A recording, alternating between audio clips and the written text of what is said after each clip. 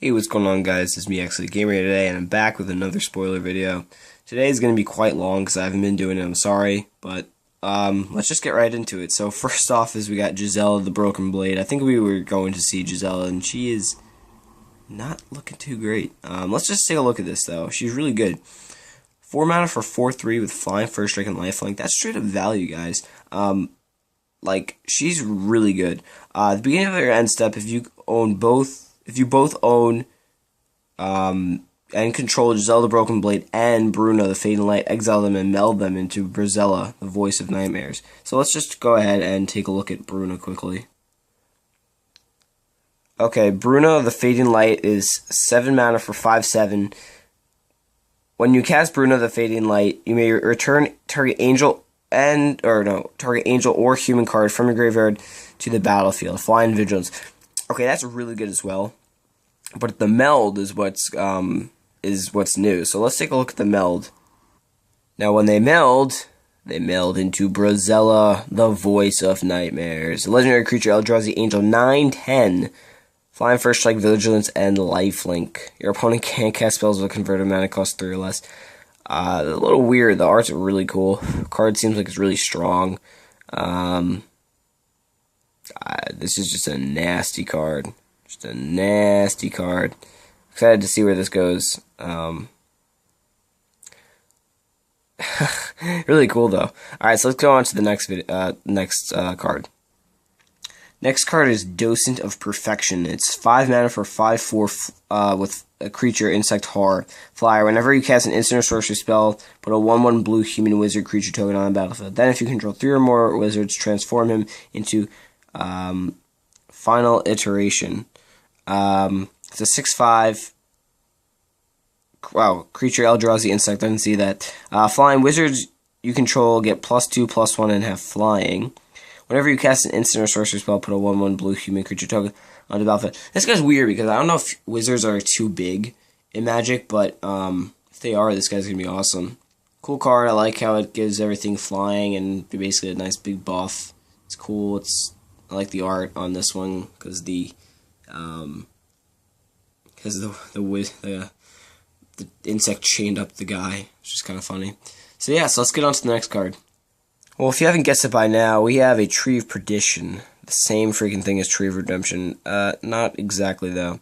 4 mana for 0/13 creature, plant, defender. Exchange target opponent's life total with Tree of Perdition's toughness. There will be no absolute. I don't know. This is a weird card because I'm not sure if it actually, like, I don't know. I guess if you can kill this thing and then tap. Yeah, no, I can see why this is going to be good, though. Yeah. Basically what you can just do is you can just, like, use a bunch of instants and sorceries to deal, like, a lot of damage and bring this thing down to, like, 3 life. Just exchange life total. And this thing's actually pretty cool. Oh, my bad.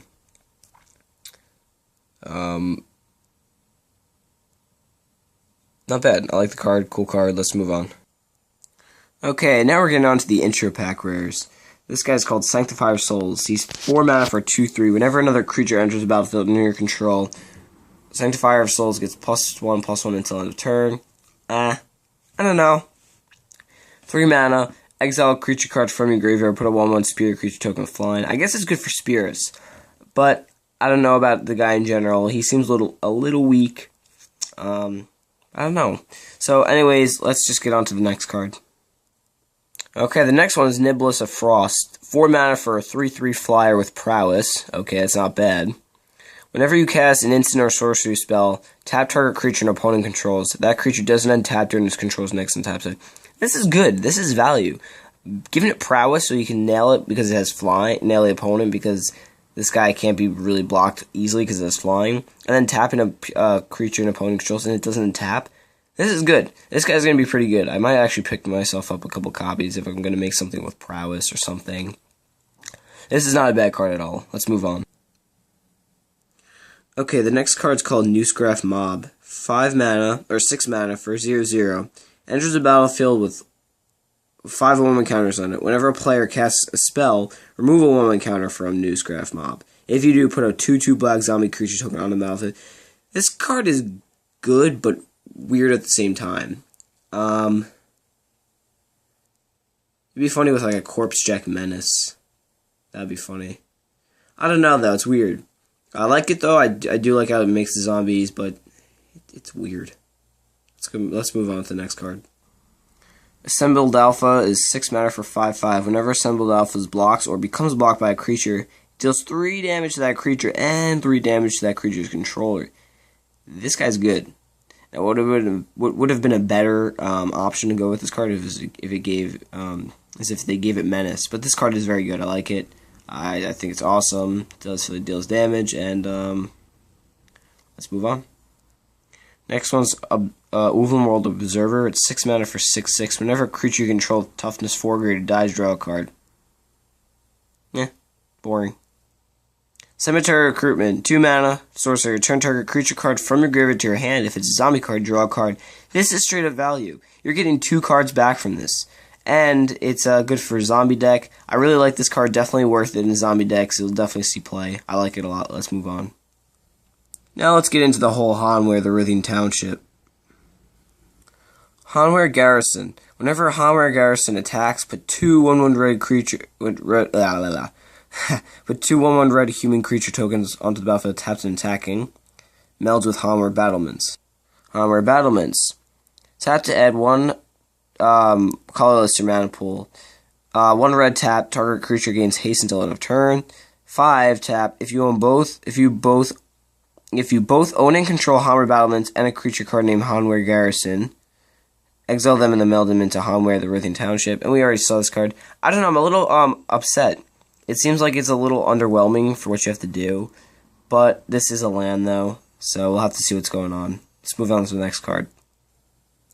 Influence of Emrakul. 2 mana, 2 and 2 green enchantment. Every time you cast an Eldrazi spell with converted mana cost 7 or higher. Converted mana cost 7.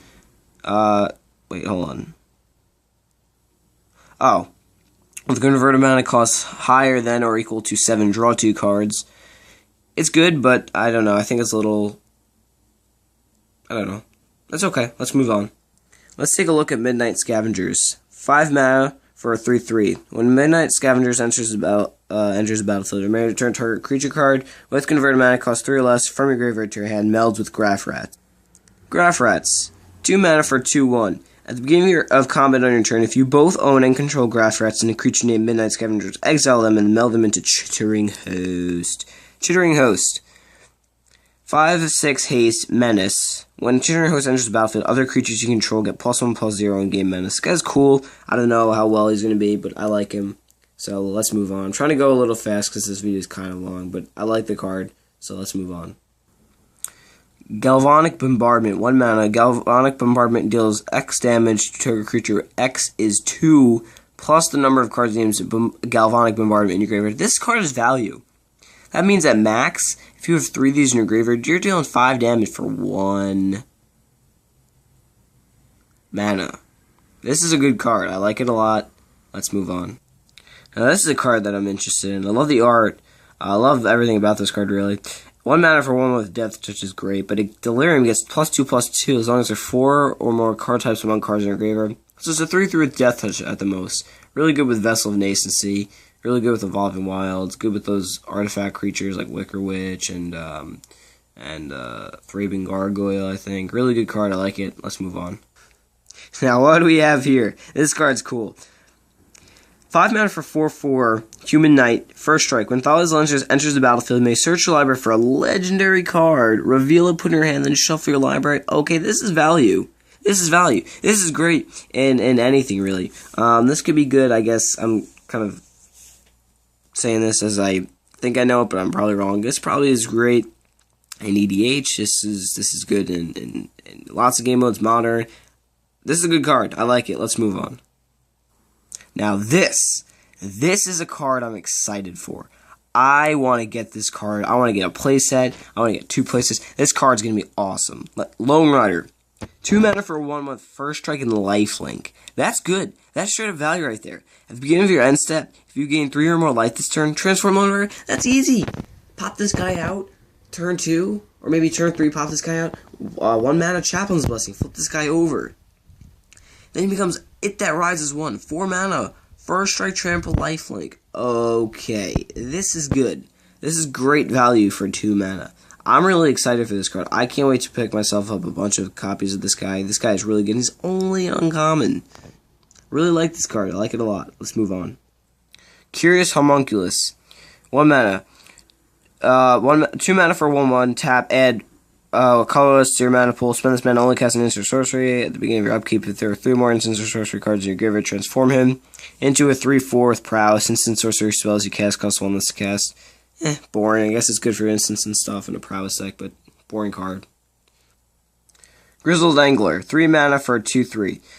Tap. Put the top 2 cards of your library in your graveyard. If there is a colorless creature card in your graveyard, transform them to a 4 or 5 6 mana creatures your opponent control and attack this turn if able. I think the flip side's kind of boring. I like the art though. Look at that. It's his head. Actually, you can't see. It's his head. So, yeah. It's alright. Okay, new mechanic time. Escalate. 1 mana. Escalate. 2 generic mana. Pay this cost for each mode chosen beyond the first. So basically 3 mana and target opponent. Oh, wait a minute. Wait, hold on. It says choose one or both. So I'm wondering if it means that you can choose both and then like pay 2 and choose both again. I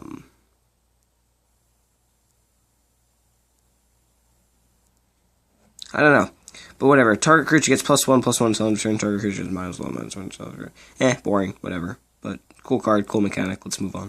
Now this uses the Blessed Alliance mechanic well. 2 mana, instant. Target player gains 4 life, untap up to 2 target creatures, and target opponent sacrifices attacking creature. Escalate 2. Pretty cool card.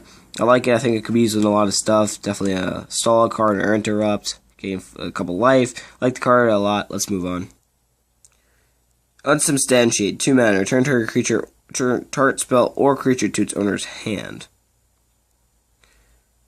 Wow. So does that mean that you can like flash this in, or just play it like when they're playing a spell? That's cool. Definitely a cool card. I like it a lot. Nicely done, Jace. You always were good at disappearing acts. Leona Vess. Long Road Home. 2 mana. Instant. Exile target creature. At the beginning of the next end step, return that card to the battlefield under its owner's control with a 1/1 counter. Pretty good. I like it a lot. Kind of boring, but it's not bad. Let's move on. Chillin Grasps. Basically, the card says, press for answers with madness. Boring. Dawn-Gryph. 3 mana, 2/2 flyer. Boring. Now this card's good. 2 mana, draw a card, then draw cards equal to the number of cards named Take Inventory in your graveyard. I like it a lot. Definitely a good drawing mechanic. Definitely gets you the cards. And I just like it. I think I'm going to try to pick up my playset of it. Like it a lot. Let's move on. Okay, this next card is called Graph Stapler. 1 mana, artifact equipment. Equipped creature gets +3/+3, and its equips costs 2. Whenever a equipped creature attacks, it doesn't untap during its control's next untap step. When Graph Stapler becomes untapped, unequipped from a creature, sack it. I don't know, gets you definitely the, definitely gives your creature the buff, but I don't know. Let's move on, we're almost done. Cryptolith Fragment. So I guess all the Cryptoliths are gone now. 3 mana, and Cryptolith Fragment enters the battlefield. It enters the battlefield tap. Tap, add 1 mana of any color to mana pool. Each player loses 1 life. At the beginning of your upkeep, if each player has 10 or less life, transform Cryptolith Fragment into Aurora of Emrakul. 1/4 with flying death touch. When it attacks, each opponent loses 3 life. This is pretty good. I like the card. I think it's pretty cool. So yeah, so let's move on. Okay, next card. New mechanic, Emerge. 5 mana, 5 generic, 1 blue. You may cast a spell by sacking a creature and paying the Emerge cost, reduced by the creature's converted mana cost 7. It's a 3/4. Eldrazi's Hippogriff. When you cast it, draw a card. It has flying. Kind of a boring card. But that's it, guys. We covered a lot of spoilers in this video. I hope you liked the spoilers. I know it's long, but more spoilers are on the way. And it's getting really crazy. I'll see you guys later, and bye.